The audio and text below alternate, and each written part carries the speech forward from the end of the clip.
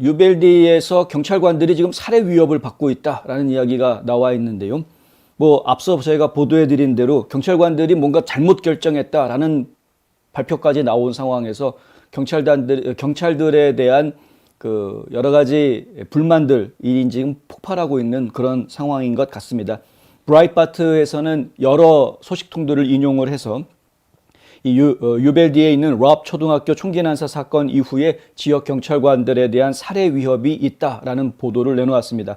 법 집행관들은 언론 매체가 최초 대응자들이 럽 초등학교 총기 난사범과 교전하기 위해 너무 오래 기다렸다라는 언론 보도가 나오니까 그 언론 보도 때문에 시민들이 더 화를 내고 있는 것으로 그렇게 이야기하고 있는 것이죠. 언론들 탓을 하고 있는데 이건 또 법 집행관들이 언론 탓을 해야 될 문제는 아니지 않나라는 생각도 함께 합니다.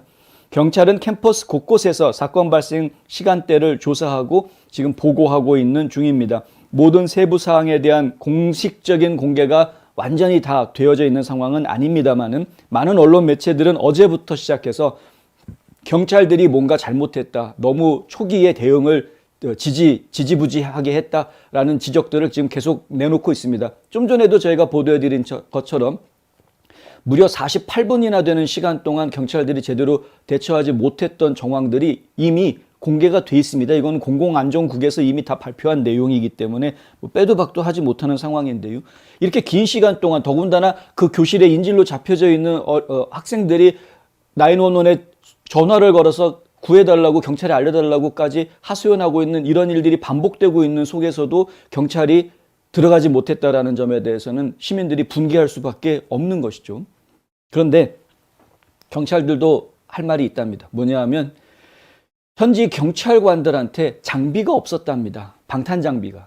제대로 된 방탄 장비가 없었기 때문에 그 초기에 급하게 따라 들어갔던 경찰관 2명이 바로 총에 맞아가지고 부상당해서 실려 나오는 상황이 될 정도로 이게 지금 경찰들이 대응할 수 있는 상황이 아니었던 거죠. 상대방은 AR-15 소총을 가지고 있는데 경찰관들은 기껏해야 권총 한 자루 가지고 있으니 이게 지금 게임이 되겠느냐 하는 이런 이제 이야기고, 상대방은 은폐할 수 있는 교실 안에 들어가가지고 바리케이트 쳐놓고 은폐하고 있는 상황인데 경찰관들은 지금 노출되어 있는 복도에서 접근하려고 하니 이것이 이제 제대로 됐겠느냐 뭐 이런 이야기인데요. 충분히 정황이 이해가 안 되는 것은 아닙니다만은 하지만 그들이 무슨 노력을 했는가에 대해서는 여전히 의문이 남는 것이죠. 유벨디의 한 고위 법집행기관 소식통은 총격 사건에 대한 대응에 참여한 다수의 법집행기관들이 협박을 받았다라고 지금 브라이트바트에 확인을 해주었고요.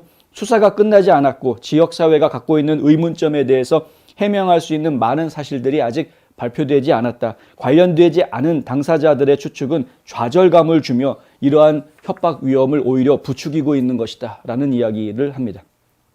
법수의 법집행 소식통들은 브라이트바트에 바리케이드된 초등학교 총기 난사범을 저지하는 것이 지연된 것은 총기 난사범을 방어하기 위한 전술이라든가 그 필요한 장비 이런 것들이 부족했기 때문이었다. 이렇게 설명을 하고 있습니다. 특히 경찰관들은 저격수가 있는 교실에 들어가는 데 필요한 이 방탄 장비가 없었다라는 것이었고요. 방탄 장비 없이 문을 부수려고 하면 장교들이 확실히 총에 맞을 수밖에 없는 것이고 사망할 수밖에 없는 그런 상황이었기 때문에 어제도 저희가 이런 보도를 해드렸습니다만 수어사이드 미션, 자살 임무가 될 가능성이 크다. 그래서 이게 쉽게 접근할 수 없었다라는 이야기를 하고 있습니다.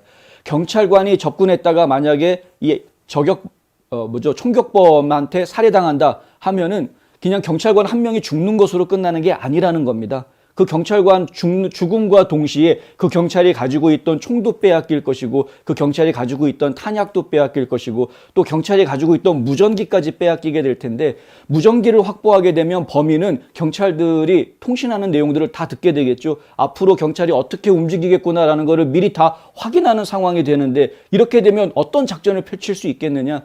결국에는 경찰관들이 내가 죽는 게 무서워가지고 못 들어간 게 아니라 이러한 여러 가지 것들을 고려했기 때문에 함부로 들어가지 못했던 것이었다. 이렇게 지금 해명하고 있는 상황입니다.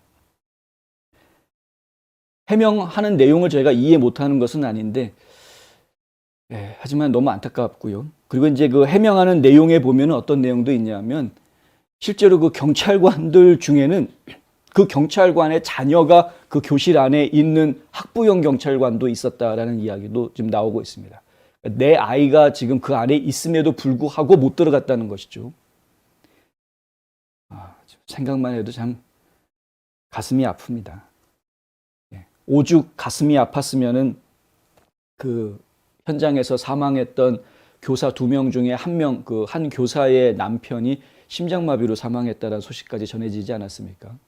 자녀가 넷이나 있다고 하는데 내 아이들이 하루아침에 그냥 고아가 돼버렸습니다. 너무나도 좀 가슴 아픈 이야기이고요.